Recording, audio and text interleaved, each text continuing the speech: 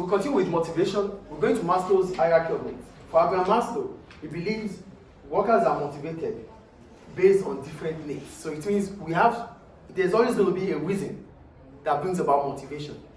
That's the point about Maslow. He believes that there's always going to be one reason or another that makes workers to be motivated. So he classifies them based on basic needs and hierarchy. So I'm going to read about Abraham Maslow. Abraham Maslow classifies needs according to hierarchy, which means motivation is derived based on these needs. So there's motivation, which the reason why you want to achieve certain objective. So for Abraham Maslow, he believes that workers will have a reason to achieve a certain objective if their needs are satisfied. So it means there are steps that we have to understand as employers and have to satisfy them. Then you will see the employees doing what they are supposed to do. So according to Maslow argued that the needs at the bottom of the pyramid are basic needs and they must be met before moving to the next level. So for Maslow, he based it on the hierarchy of needs, which is more like a pyramid. So it starts from the bottom to the next level, to the next level. So it means this need has to be met before the next one. So without fulfilling this need, you can't move to the next level. That's according to Maslow. So it means any employee that you have employed must have met certain needs before he starts thinking or she starts thinking of moving to the next level. So these are the reasons why employees will be motivated. So employees are motivated if these needs can be satisfied or actualized. So we're going to start with physiological needs. When we talk about physiological needs, as soon as you get a job, as soon as you have a job, the next thing you think about, why do you even want the job? You want the job because you want independence, you want to be moved away from your parents. Yes or no? You want to have your own life. To start your life, you need money, isn't it? So your ability to provide for yourself, the ability to feed, to clothe, to shelter, makes you independent. Yes or no? Do you understand what I'm talking about or not? Yeah. As soon as you're done in your university, you get a job, you secure the job. Why are you securing the job? You're securing the job because you want to have financial independence. Yes or no? So it starts with you becoming independent. And to become independent, you need money.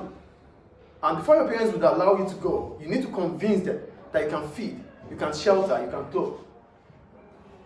So these are physiological. So I'm getting this job because I want to be independent. I need money to be able to provide for my food, my clothing, my shelter. So that is physiological need. So an individual will be motivated if this is satisfied. So I'm working because I want to satisfy this need. That's the first thing. Do we understand physiological need? Do we understand this? Yes. So there's need to meet up with the basic needs of life. Clothes, shelter, food. These are the basic. So if you are able to do that, then you move to the next level. But you can't move if those needs are not satisfied. You can't talk about securing your job when you don't even have a job. Can you talk about securing a job when you don't have a job? No. So that means you need a job to fulfill these needs. Then before you talk about securing that job. Do you understand physiological need here? Yeah. Workers are motivated because they need to fulfill the basic needs, which are food, clothing, and shelter. As soon as that is done, now I can feed, I can clothe, I have a house. Those things will never motivate me further. It is done. I have to start thinking about the next level. That is the point about Abraham Maslow's need. As soon as feeding, clothing, and shelter is done, feeding, clothing, and shelter would never motivate you further. It ends there. You start thinking about the next level. Do you understand the point I'm making here? You have the job. You have your house. You have your clothes. You have these things. It's done. You think next about the next level. So the next level is safety nets, which is about protection at workplace, ensuring the work given can be secure for a long period of time, health protection. So as soon as you have the job, the next thing you start thinking about is how to keep that job so that you can maintain this level. You wouldn't want to go back here, right? You want to move forward. To move forward, it means you have to be able to maintain here. Yes or no? Are you guys getting it? You need to maintain this spot. You need to maintain this spot. For you to maintain this spot, it means you're not coming back to this spot. That is the only way you are maintaining it. You never think, you stop thinking about feeding. You stop thinking about clothing. In as much as you stop thinking about them, it means it is done and dusted.